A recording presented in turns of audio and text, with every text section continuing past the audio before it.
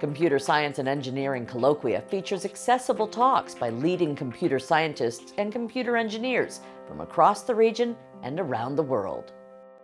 Thanks for coming out today. Welcome to the UW-CSU Colloquium. Our speaker today is Walter Lasecki, coming out from Rochester and Carnegie Mellon. He's a HCI and crowdsourcing person here today to tell us about his work in what he calls the crowd agent model, so combining AI and crowdsourcing to address real-time transcription and some other interesting problems in accessibility. He's won multiple awards for his work, including a Microsoft Graduate Research Fellowship and best papers at top HCI and accessibility conferences. So please welcome him and enjoy the talk.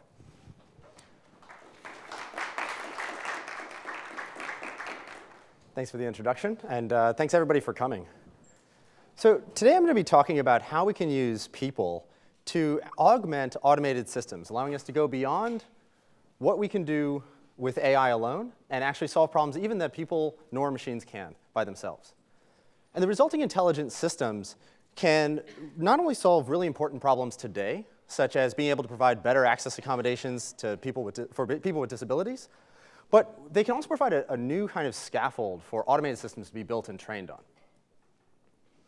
Now, why do we want why do we want intelligent systems?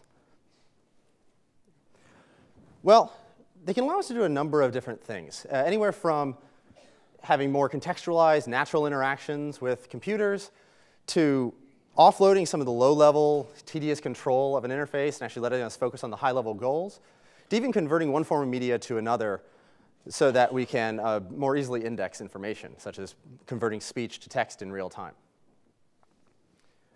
Now, while this has a wide range of really important general applications, I'm particularly interested in how we can use these intelligent systems to provide better accessibility, whether that's conversational systems for people with low literacy or helping people with low literacy or low technical literacy actually access information easier, or even providing assistance to people with disabilities, such as using high-level intent-based interface control to help people with motor or visual impairments.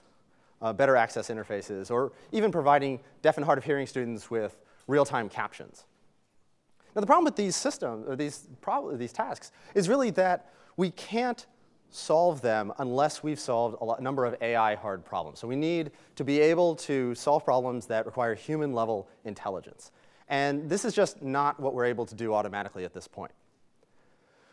But recently, the rise of crowdsourcing platforms like Amazon's Mechanical Turk, where people can come online and remotely work on small tasks, actually allow us to integrate human intelligence and insight using just an API call. And so now we can actually create algorithms that use this input as part of their process. And so we'll call this human computation. Now, this used to take hours or even days to get responses, but more recently, work by folks at Rochester and MIT have shown that you can actually get people to show up to a task within about 1 or 2 seconds. And actually, just last year, I released the first publicly available toolkit for making this easy to do and helping people to organize crowds in this way. So we can get people to a task very fast. But using people as a new level of or new kind of computational resource is a very different task than trying to use traditional hardware. This is for a number of reasons. First, workers come to these platforms because they're very flexible. They can show up whenever they want. They can complete any task that they find interesting. They can work on that task for any amount of time that they see fit, and then they might leave before the end of the task, or they might just not stay around for the next one. Once we get responses, it's still uncertain. It's still uncertain as to if we have reliable answers. So there's a range of different skills in the crowd. We don't necessarily know who is completing our task and what they're good at. We don't know how much effort they put into the system. They may even be trying to cheat the system, or they might just be making a mistake or have a system configuration that we didn't expect that is making them see the information differently. Now, this means that we don't know when we're going to get tasks completed, what order they're going to be completed in, or with what quality once we actually get a response. So to address this, all of the prior work in this space has really focused on how we can take a task, we can break it down into small context-free units of work called microtasks. These microtasks typically take a few seconds or a few minutes to complete. And this will help us, and because they don't need context, this will help us distribute them out to workers without any worries about what order they're being taken in or what workers want to work on which pieces. So this works well for dealing with the flexibility of the crowd. But even once we get the responses back, we're still not sure about their quality. It turns out in a lot of these cases, it's really just as hard to confirm that an answer is correct as it is to generate the answer in the first place. So we can't quite do this. But we're going to use the fact that these are small pieces of work that are very easy to compare to actually design tasks that we can collect multiple responses to from a set of different workers, and then use a relatively simplistic approach like voting, majority voting, let's say, to come up with a reliable final answer. So this lets us kind of get past a lot of the noise in the system and always find the right response. And this has resulted in a number of really interesting systems that have spanned the HCI and AI literatures to do things anywhere from trying to label arbitrary images on the web, trying to answer visual questions for blind users, or even trying to find just the right time to take a picture from a short video. And this isn't just a solution to visual problems. There's also been a number of NLP work in the NLP space where we're getting linguistic annotations or finding ways to edit documents and improve documents or even translate them to another language. This is really just a very small piece of this space. There's been lots of work from both communities in these kinds of systems. And there's even been the recent addition of a number of journals in human computation and a human computation conference sponsored by AAAI.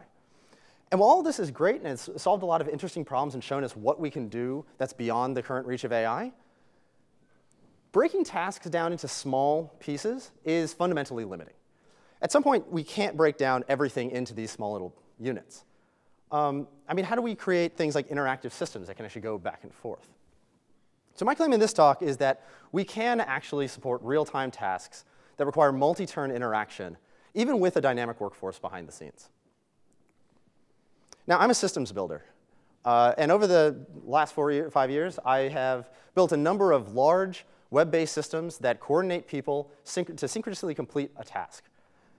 And for each system, we come up with a solution to a new problem that people didn't know was something that we could actually use crowdsourcing to solve, and come up with general approaches that can actually be used to solve a whole class of problems.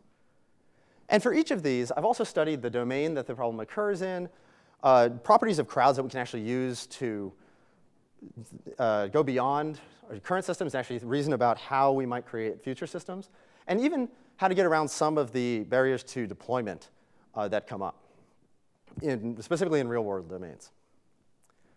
But I can't talk about all that today, so I really want to focus on showing that maintaining context is a very important aspect of many tasks, and we need to be able to consider this if we're going to be able to solve a lot of problems. And I'll show how we can do this even with dynamic crowds. I'll then introduce a new kind of task, a continuous task, that actually goes beyond a lot of the assumptions made for microtasks and lets us complete ongoing interactions that we otherwise couldn't using the crowd. And then I want to talk about how we can go beyond the traditional impetus for crowdsourcing and human computation, which is that we have a task that machines are not good at, but people are. And usually people are naturally. And even what I'll show is that we can actually solve problems that we couldn't solve using each of the constituent individuals, even if we could find the right person. But we actually are going beyond the individual's ability. And I'll talk about some of where I want to go with this work in the future. OK, so let's start with maintaining context. And I'm going to use the example of VizWiz, which is a system originally introduced in 2010, which I helped deploy in 2011. And since then, it's answered over almost 80,000 questions for real blind users, thousands of real blind users in their daily lives. But in going through the data that we collected, what we find is that this interaction doesn't always work perfectly. Well, this seems like a very basic or a very natural microtask task, where we want to have a single question, we want to take a picture, we want to have the user speak a single question, and then we want to get one answer to them. Unfortunately, when questions like this are asked, like what are the cooking instructions for this TV dinner, the system will recruit a worker, and unfortunately, the blind user has not framed the information that's necessary. So here, there are no cookie instructions shown in the picture that was actually taken. Of course, this is a very hard problem to frame information when there's no tactile feedback for a blind user. So the worker gives a little bit of helpful feedback. Well, why don't you flip the box over? So the user does that. They take another picture, but they assume a context that the system really isn't maintaining, because they ask, how about now? And when the system goes out, recruits a new crowd worker to complete a microtask, they answer, a box of food. So that's not quite the answer we wanted. The user will correct their question and ask another question. OK, well, can you see the instructions? So now they're including the context from the prior interaction. And they take another picture. Unfortunately, the worker can't see it, so they ask them to flip the box over again. And these kind of thrashing interactions can really take a very long time. In fact, even though we're getting answers back within about a minute for each of these questions, it can take 10 or 15 minutes or more before a user is able to frame the right information and get their answer in cases like this, or they just abandon the task at some point.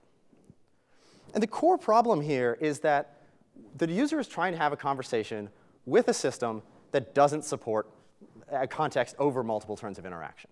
So I'm going to focus in on specifically that problem and look at how we might hold a conversation when using this crowd. This is a naturally multi-turn task. We can't have just one-off interactions like you saw. And we even want to be able to support multi-session interactions, which means we can come back to the task at a later date, maybe tomorrow or the next day, and be able to pick up with the conversation as if the person really does remember something about what we've already done, the individual we're chatting with. So to do this, I created a system called Chorus, which is a personal assistant powered by the crowd. So the user, this appears as just an instant messenger window that they can ask a question and get a response and actually iterate on and build on that response. And to workers behind the scenes, we're able to not just hold this conversation, but actually they're able to help curate a working memory. So this is basically a collective prediction task about what might be important in the future that we'll need to keep track of. So that might be things like information about the user's allergies or information that was previously shared about location. Now, behind the scenes, the conversation is a little bit more complicated than just sending a chat message. Workers all come together to help vote on and propose different answers that might be correct and help filter down the set of responses to something that is on topic and actually consistent, so it doesn't conflict with itself, even though multiple people might be proposing different answers. And to do this, we created an incentive mechanism that motivates people to propose answers by actually giving them, let's say, 3,000 points. Points here just map to any payment mechanism, whether that's some other kind of reward, money on Mechanical Turk, whatever. And it pays people a little bit less to actually vote for an answer, because, of course, they don't have to go through the effort of finding this information and bringing it back to the system. Now, there's also going to be a small reward for doing nothing. So there's kind of no-op bonus, just to make sure people don't randomly guess if they don't know what the right answer is or can't identify it.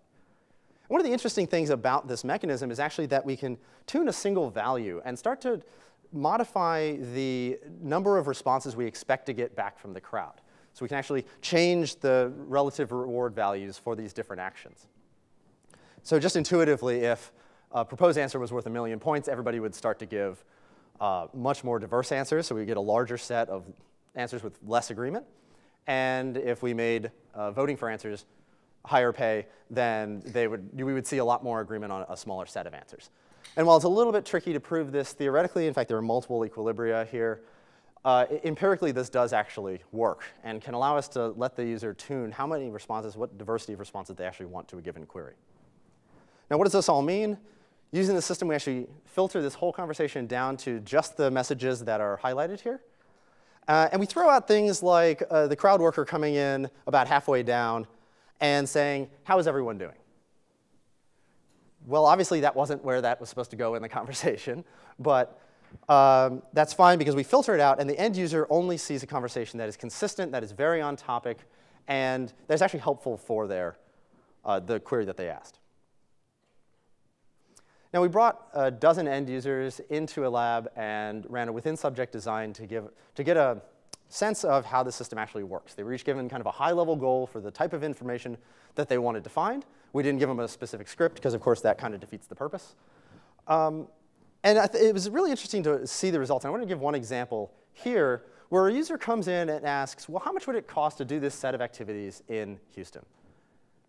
And the crowd, after a little bit of clarification, says, well, it'll cost about $150. And this was the answer that the user was looking for. But then a moment later, the crowd comes back and says, but also, you should consider the fact that there is actually from the tourism office, there is a city pass available. This will allow you to do everything you wanted to and some more things, and it's actually cheaper. And this kind of serendipitous discovery of answers that the user didn't know that they actually wanted. This was not the answer to their question, yet it was very useful, and it turned out to be a better answer to what they were really looking for. This actually resulted in Chorus being preferred over a typical keyword search by a majority of users. More quantitative results, we see that we can stay on topic, we can give accurate responses, and we can answer all the questions that people were actually asking. Now, we're also able to recall 80% of the facts that were mentioned in a previous session. That means that a piece of information was said by the user. The crowd workers were completely different from the last time, or from a completely different set of crowd workers the next time this question was asked, or so this piece of information was referenced. And yet, we were still able to recall these facts even though nobody was consistent between those two sessions. So they were able to use this working memory to recover the information. Now, the key takeaway here is that we can support multi-turn interactions by specifically supporting context between multiple sessions, between multiple turns, in the design of our systems themselves. And if we look at the kind of core approach, the different roles that people had in the system, we see that some people will propose an answer, some people will filter that answer down so that we only send the right responses. Now, the interesting thing here is that we can use this to actually replace some of the workers with dialogue systems. And it doesn't really matter that we're using a computer here, as long as the right answer is given, because other workers will filter this down and actually make sure that the end user never sees an incorrect answer, right? We don't ever corrupt the end user's experience. And if the automated system does make a mistake, which is why we wouldn't want to use it alone alone in the typical case, another worker will come, fill in the gap, propose a good answer, and then other people will agree with that and will only forward the right answer. Now, the interesting thing here is not only do we always see the correct answer as an end user, but we're also able to go beyond this point in conversation where we normally would have failed, right? The system gave a wrong answer. We would have to spend all our time going back and correcting it, and the end user would take the conversation down to a completely different branch. Instead, here we're actually able to see what the right answer is from the other worker's response and use that as training data. So it lets us train in more realistic situations, even as we're dealing with people in the real world, without the same type of mistakes and false paths.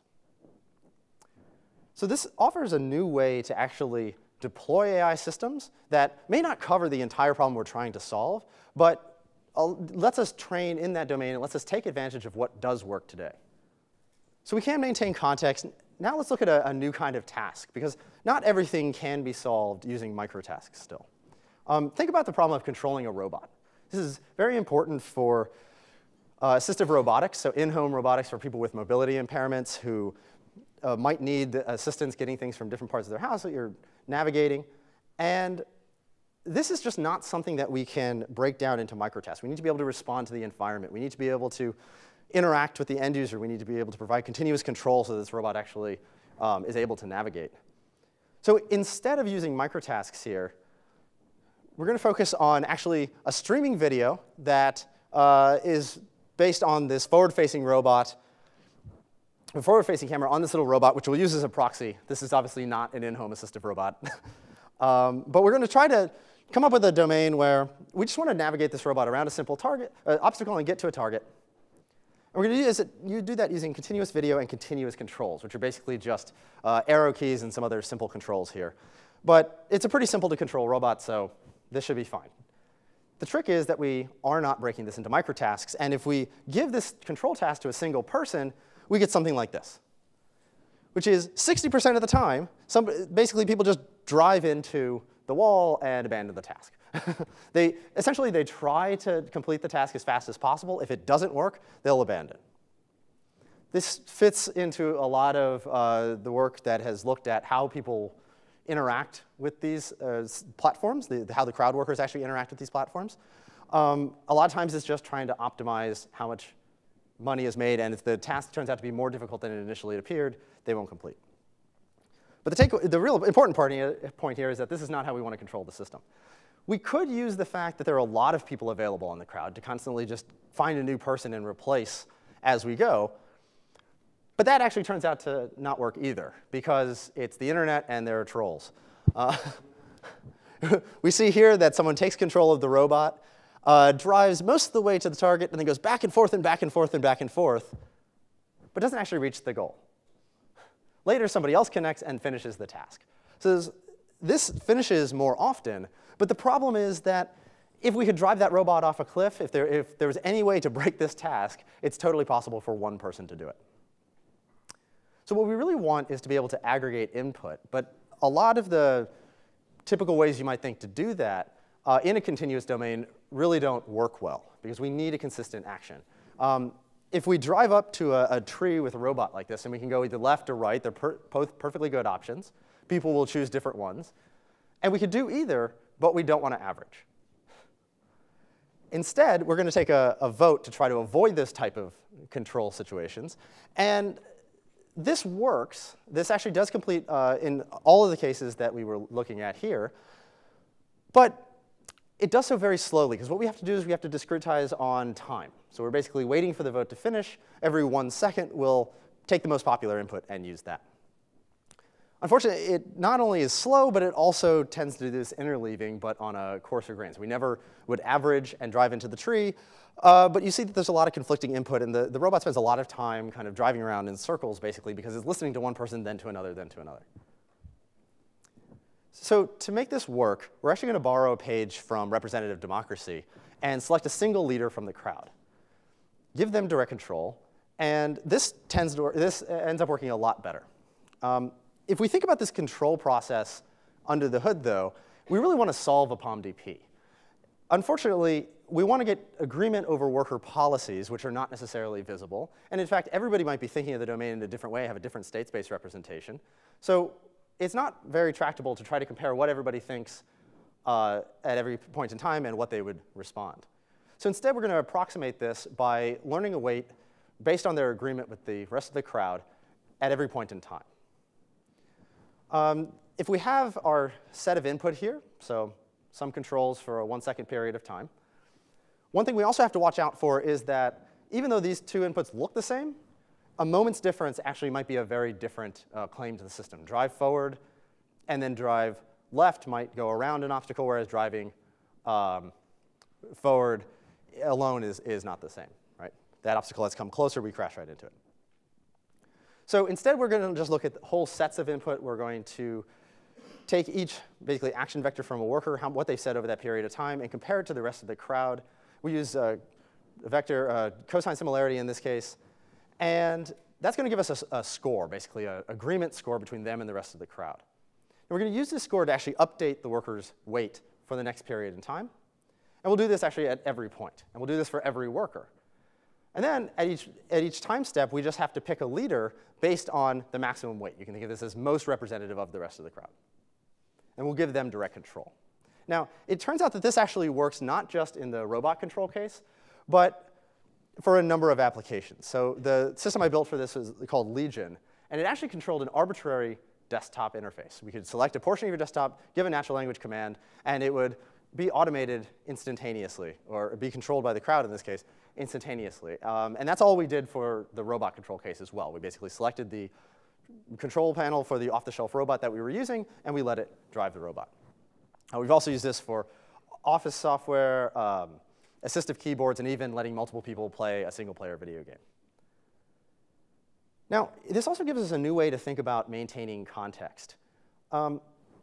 If we only had one person connected to a task, and we didn't have this microtask assumption that we were going to keep breaking things up into small units that no one person was actually going to do the entire task, then we wouldn't have this problem of needing to remember with a collective, right? Needing to actually curate memory. It would just be one person who remembered a reasonable amount of stuff.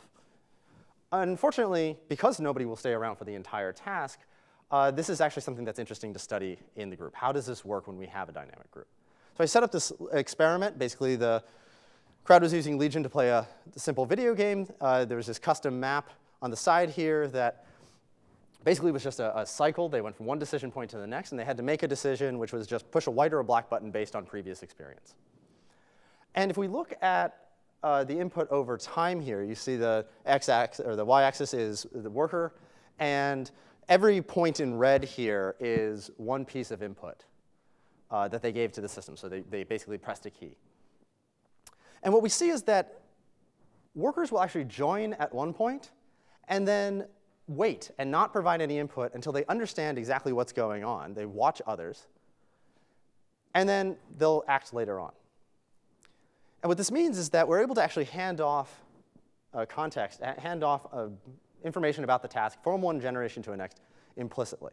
And this is actually very similar to organizational memory, which is kind of an organizational behavior process for how people pass down everything from traditions to just other common events within an organization.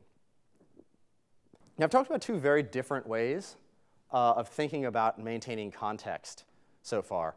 And so I want to stop for a second and talk about kind of the general framework that these fit into.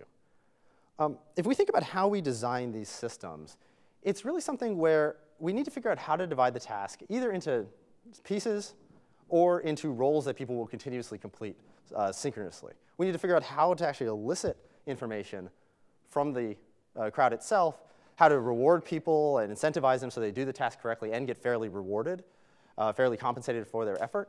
And then we need to figure out these communication channels and what context we need to maintain and what communication channels might actually open up the possibility of collusion between workers and allow them to game the reward system that we're using.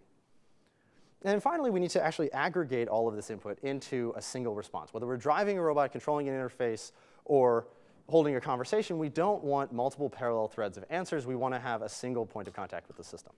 And this basic idea that we have a single input stream and a single output stream gives the idea of basically having a single individual made up of many people. So we want a crowd agent in this case, which is what we'll call this. Now, this harks back to a lot of the AI literature and intelligent agent structures that have previously been used. But this is kind of a new way to think about the design of crowd-powered systems. And it will actually allow us to inform the design of future systems that aim to focus on this interaction with an end user or an existing system that is set up for basically one person to use it. Now, I want to go back to this example of providing visual assistance and see if we can use this model to actually solve this problem. Remember that the problem here was blind users taking a picture, asking a question, but the system's not maintaining enough context to actually allow them to quickly get an answer. So to solve this, I created a system called View. And View uses a streaming video window on the right here and also allows the user to interact with the system via a conversational interaction. Here we changed the text input to audio input, so it's a little bit easier for the end user. But what that means is that the crowd is actually able to give feedback. So if I take a picture, or if I start streaming video, and the information I need, such as nutritional information, allergy information, something like that, is not actually framed in the image, the crowd can give continuous feedback. So I can say, rotate. OK, stop there. That's the answer. And it turns out that with this type of continuous interaction, with this type of contextful interaction, we're actually able to reduce the time it takes for a person to get a response to their question using the system from 10 or 15 minutes with VizWiz down to 1 or 2 minutes. So we get a kind of an order of magnitude improvement by maintaining this context. So in all of the cases I've talked about here, and in fact, pretty much everywhere in the literature, we're really seeing that we can do impressive things by integrating human input into a computational process. But the core idea is still that we're trying to find something that people are good at. And that's not the case in all domains. We might want to solve problems where not even an individual person is very good. So I want to show how we can go beyond what one person can do by using a group of people. I'm going to use the example of real-time captioning, which you can think of captions on CNN or on TV in general. In this case, we're going to focus on classroom captions, where you need to provide an accommodation for a deaf or hard of hearing student by getting low latency, high-speed captions up for whoever's speaking at the moment, right? So they'll be displayed on the bottom of a screen or as a separate screen, as you see here. Now, the basic setup that I want to focus on is in the classroom where we have one speaker and at least one person in the audience who is deaf or hard of hearing and can't actually follow along. Now, automatic speech recognition really can't address this problem currently because the speaker model is unknown. We don't know who the speaker is. We haven't trained using the particular speaker in all cases. The acoustic model often varies widely between different rooms. And we don't know, we don't have a reliable language model in advance. We don't know what the person's talking about in advance, so it's hard to prepare the system. So interestingly, the current solution is people. Now, I mentioned this is something that most people can't do. Well, to do this task, we actually need highly trained professionals, so people who have trained for years to be able to type at hundreds of words per minute on special keyboards, actually, because you can't use a traditional QWERTY keyboard. Instead, they use something that's a little bit closer to a court reporter keyboard. And this allows them to keep up with only about a 5 to 10 second latency per word.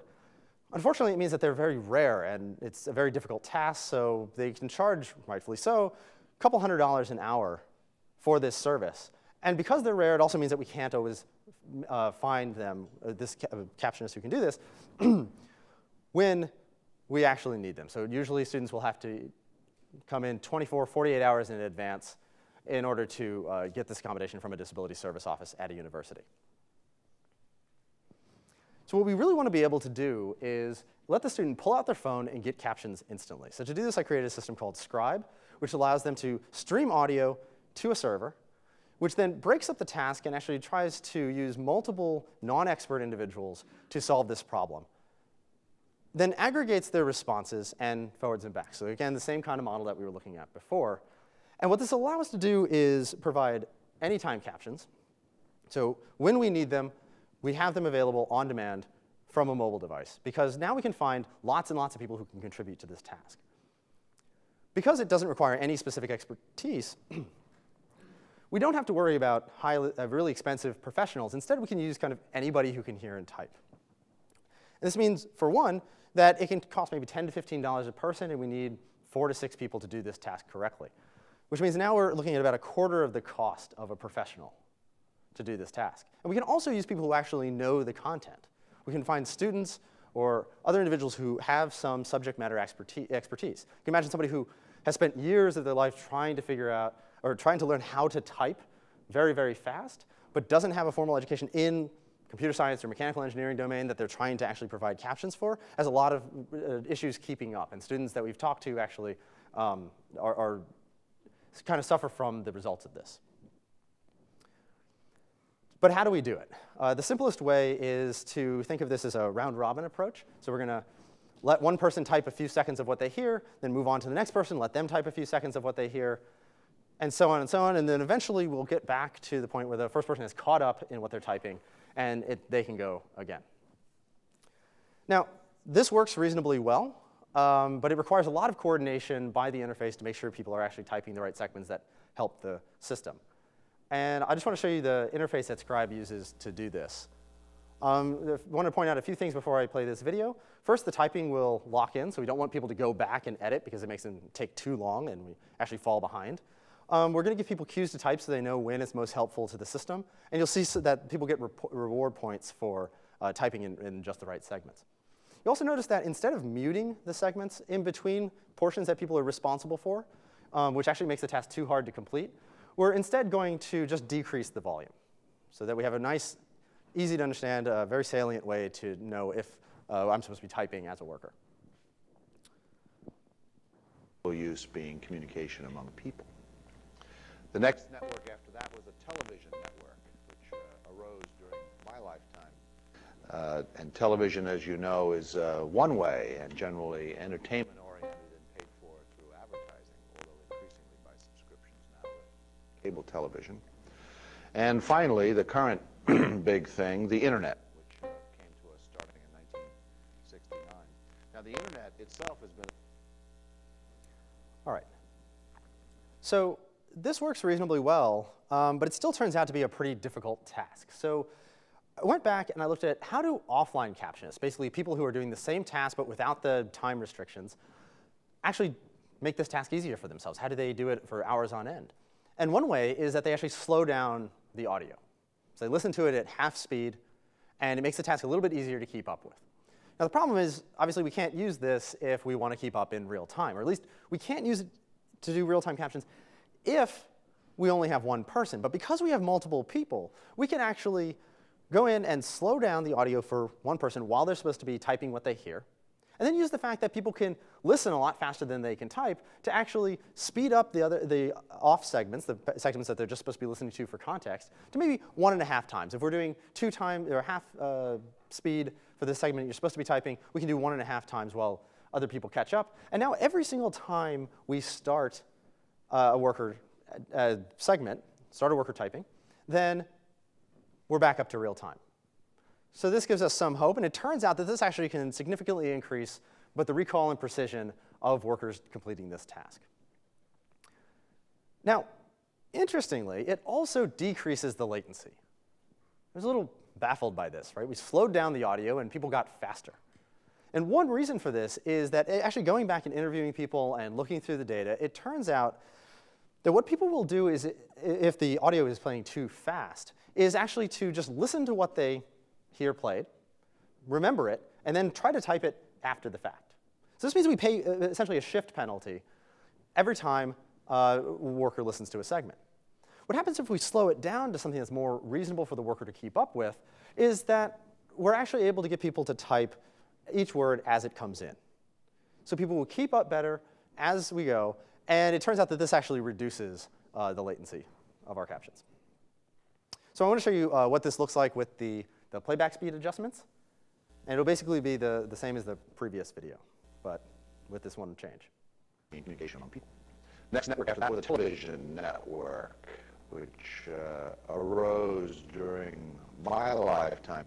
And television, as you know, is one-way and generally entertainment-oriented and paid for through advertising, although increasingly by subscriptions now with cable television. And finally, the current big thing, the internet.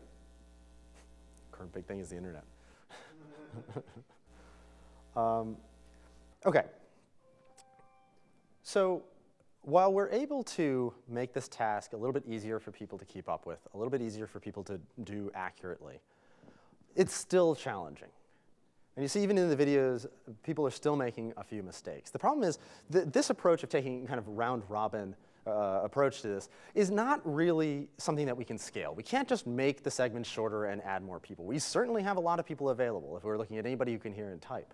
But we can't scale using this, because if we give people 1/10 of a second, obviously that's not going to make the task any easier. So instead what we're going to do is actually get redundant input. So for each segment that we want people to type, we're going to get multiple people to type that. And it turns out that this actually can go beyond what a professional can even do. We get 95% of the words that were actually spoken are captured with 87% precision. And we have under a 3-second latency for these captions. So the precision is about on par with a professional, while the recall and speed are actually better. But the problem is we now have multiple streams of captions, right? And these are not actually readable. In fact, if we bring people in to read maybe 10 seconds of captions from a parallel source, it takes maybe 45 seconds. So it kind of our real time is out the window if people can't read fast enough to keep up with the task. So instead, we want to add a combiner phase. And we want to basically take what we have and merge it back down into a single caption that we're used to reading. And we'll do this using a multiple sequence alignment algorithm that will figure out where there are gaps in worker input, where different input aligns. And then we'll merge it all back together. And we can even do some error checking where we see agreement. The problem is that while multiple sequence alignment has been well studied in computational biology to do things like align genomes, it's an offline process. All of the packages currently out there wait for a segment of audio to come in, and then or a segment of input to come in, and then run the process all at once. That doesn't really work. This is the classic dynamic programming answer to this. So instead, I came up with an online approach that actually uses a graph and builds a dependency graph based on where we see words occur next to each other in worker input. We can then weight this using a language model and actually find the best path, the highest confidence path through the graph, and use that as the final caption. And this works reasonably well. In fact, there are a number of other domains where this works well also. But more recently for this speech alignment task, we've actually been looking at kind of an A*-based beam search, A*-based method with a beam search heuristic, which actually allows us to better scale to the computational and time resources that we have, and actually allows us to more formally integrate the language model, not just weight the edges. OK, so that gives us our final recombined, highly accurate caption. And we've even used this to caption conferences and caption in-class demos and things like that. In fact, this is 2 pictures from this year at Assets, where we were actually captioning the whole conference on the side here. Speaker was just to the right. We were providing captions, not using online workers or not using professionals, but actually using volunteers from the audience. We went out about 5 minutes in advance of the session. We asked for some volunteers, and we found 5 students who were willing to help. They had never used the system before, but they were able to come in, help us, and actually generate some pretty good captions. And this points to the idea of kind of democratizing assistive technology. Now, anybody who wants to help, peers, friends, family, can come in and help with the system because it doesn't require this expertise that is so rare. These same basic approaches also generalize to very different domains. Anything from looking at actually analyzing behavioral video in data to activity recognition, where we want to be able to come up with labels for what people are doing in real time to inform an automated system running behind the scenes. And the key point here is that instead of selecting who is the best person to control something or who has the best answer, which answer has gotten the most votes, we're going to synthesize response from multiple people's input. And this allows us to go beyond what any one person would have actually been able to generate and really get better and better performance. So I want to talk now about a little bit of where I want to go with this work in the future. I started out by talking about how microtasks could be used to effectively bring in human intelligence to an automated system, to an algorithmic process. And this helped the field really solve a wide range of problems, including answering visual questions for blind people. And in this talk, I've actually shown how we can go well beyond this and solve a whole new range of problems by looking at supporting continuous tasks that require context, that require ongoing interaction. But we still use these systems as tools. If we have a truly intelligent system, then we should be able to go beyond this and actually have a mixed initiative interaction, where we're not just asking the system that we're working with to answer our questions, but instead to also suggest its own ideas and actually come up with things that we didn't think of. And using the kind of humanity of the crowd behind the scenes to more effectively solve problems with the person instead of just answer their queries. So as an example of this, I'm going to use the case of smart prototyping, which is kind of taking an initial sketch of an interface or other application and trying to make a functional version as fast as we can. So in ongoing work, part of which will appear at Chi, I created a system called Apparition. You see a video of it here. It allows the end user to basically just sketch what they want for their interface and describe it aloud. You can see here, the system is then automatically converting the sketches, whether they can be recognized by an automatic gesture recognizer or not, into real elements, and even making modifications to their appearance, such as making the blocks brown here, or then going back and actually listening to these when they say, well, no, the bottom 2 blocks are grass, right? So in about a minute, we're able to actually prototype this simple platformer video game. They then draw a character and add a little bit of behavior. So the user says, well, go where I click. And at this point, the system just works, right? They didn't have to write any code. They didn't have to do anything. And it's because behind the scenes, we basically have a collective Wizard of Oz process. Multiple crowd workers are helping to animate the described behaviors, and they can later act as demonstrations of how this system is really supposed to work. They only have to describe the behavior once, and it continues to follow it. Now, there are a number of different interaction techniques that had to be developed to actually support truly synchronous editing of this interface. But this now provides a platform for looking at how we can do things like let the crowd bring their own insight and opinions and design ideas to fill out this initial sketch with more thematically appropriate elements and assets. And this might be very useful for blind developers who would otherwise have to ask a sighted peer to help them with the layout of their UI. We can also use the fact that the crowd actually understands what the domain's supposed to be when they're executing their actions or demonstrating certain behaviors. And they understand things like collidable surfaces, right? They understand that the sun is actually not a collidable surface. That's part of the background, where the boxes are actually something that you can step on and land on. They understand what playable characters are. And they can start to actually tell the computer about these different types of entities, and even the interactions between them, the actions they can take, and the responses from the game world. And once we can actually encode enough information that the system itself can start to reason about how this process works, how this system that was just drawn actually operates, we can even start to borrow a page from predictive parallel computation and create predictive human computation. This will allow us to kind of reduce the bounds of what we can do in terms of real-time responses, right? If we can keep a 3-second frontier, then now we can actually go back and predict what might happen, ask people in advance, and when the user reaches a certain state, instantaneously respond. So we can go from a few minutes, or a few hours, to a few minutes, to a few seconds in the past work. Now we can look at zero latency crowdsourcing. And behind the scenes, I really want to look at how we can use the same understanding that has been codified by the workers to actually use the system and the workers to help figure out how this would look in code, and actually help template out code and write the initial design, and even integrate offline crowdsourcing platforms and community exchanges where they have general examples into specific code for the application we're looking at. And really the potential here is that by using more mixed initiative systems, we can take advantage of the strengths of not just individual end users, but also the insight of crowds and the capabilities of AI to kind of help progress these systems. Now, what I've talked about so far in this talk is how we can use the crowd to support ongoing interaction. And when we're doing this, consistency is really key to success. We always want a consistent signal if we're controlling a robot, holding a conversation, or even providing a stream of captions.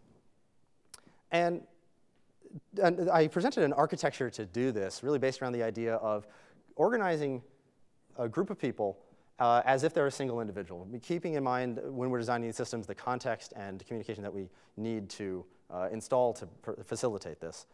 And I'm really excited about future work that really tries to have richer interactions between the crowd, the computer, and the end user. Thanks.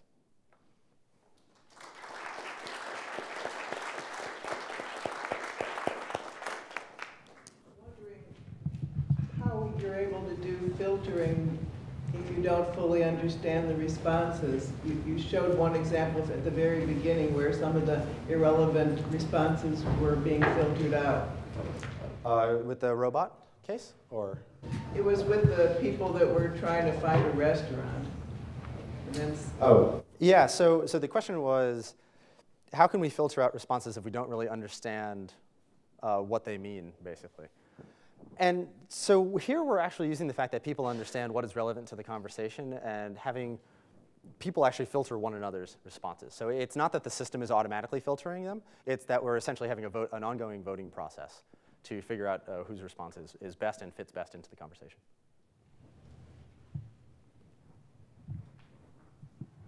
I'm thinking about the assets captioning or captioning in an ordinary class. What's the effect on the learning of the students doing the captioning? Are they out of the picture while they're doing it, or can they still basically be students in the class? Yeah, so that's a great question. So can the students still learn when they're actually helping provide captions? I think that, well, there's two ways to look at this. One is that we can hire people, either former students who have taken that class in the past and are working as work-study students, or people from the crowd who are not actually there to learn the content, but are actually there to provide a service. We can and have looked at how to use the students themselves to help provide this, as I mentioned, like peer support for this type of captioning. And there we actually take a slightly different approach where we want to engage a larger population, so not just 4 to 10 people, but actually 30 people in a classroom, what we found is that over 80% of people are willing to help just volunteer for this in a classroom setting if it's helping a peer and actually producing a final transcript that they can use. And so when we have that many people, we can actually increase kind of the sparsity of the typing task itself. So we have a couple seconds of typing every few minutes, and it turns out that that is actually something that people can follow along in the class and help provide captions with.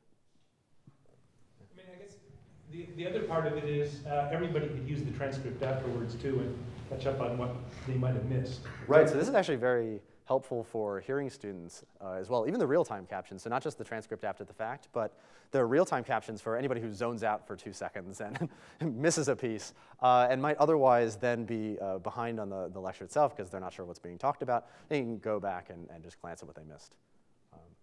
So yeah.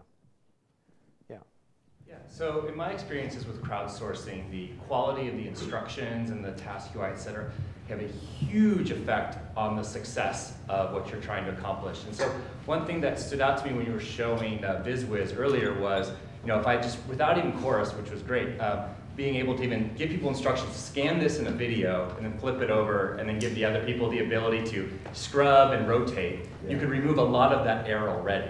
And so there's a lot of design that's quite nuanced that a lot of people don't think about with crowdsourcing. So it occurs to me that when you move into a mixed initiative world where the computer itself may actually be generating new tasks on the fly, this only exacerbates.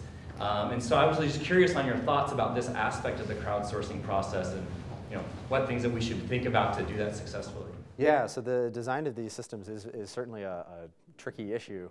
And as you said, the instructions can greatly change the kind of output. Interestingly, the example you use of actually scanning the package, we tried that. That was going to be the original version of View. It turns out not to work because people don't understand basically how fast they can scan without blurring the image. So they'll go through this whole thing, and sometimes they'll spend 2 minutes actually just trying to scan every piece of this container package, whatever they have. The approach or the instructions? Well, so this is the end users, and we tried to warn them, but people tend to just use the system the way they feel it should work instead of the way it actually does. But often if the information is missed, that means that the single exchange is now a much higher weight, basically loss. So you lose 2 minutes at a time, plus the time to view it. So actually it can be a 5-minute turnaround now before people can actually establish that they can answer the question. I think that in general, much like with design in general, this is something that is kind of hard to capture in a formal way that we can guarantee we can transplant between processes. But we are learning a lot about how to actually queue people up and prime them with the right instructions and things like that. So the system that I mentioned that actually keeps a retainer of people around can also support initial priming with instructions, and actually what we found even more effective, routing them to basically an example task. Right? So they go through, they practice on it, and then if they can get through that practice round, then we allow them to continue. Otherwise, they get paid for their attempt and continue on. Yeah. So in the robot control example, you had a kind of multiplicative weight update kind of experts type view of the crowds as a collection of experts. How broad is that kind of approach going to be with other tasks that you've seen, or is that kind of specialized to this kind of continuous geometric domain? So the crowds as experts part here, I mean, basically what we were assuming is that each person could control this robot. Right, or at least provide some useful signal towards this. I'm not sure that in this case it's really expertise.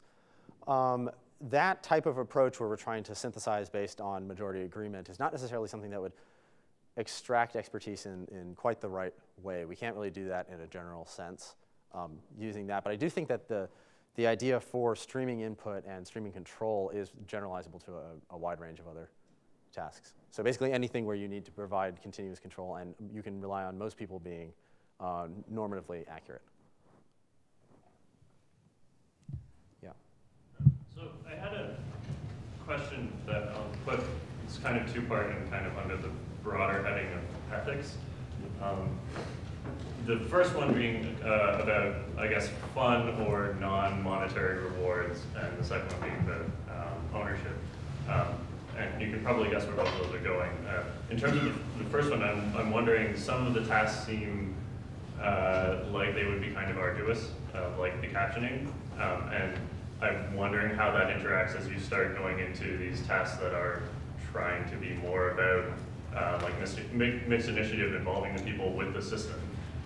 And then as you do that, you, I think, may also encounter barriers. This has come up in like design crowdsourcing problems where people are basically doing artistic or creative output and giving up ownership.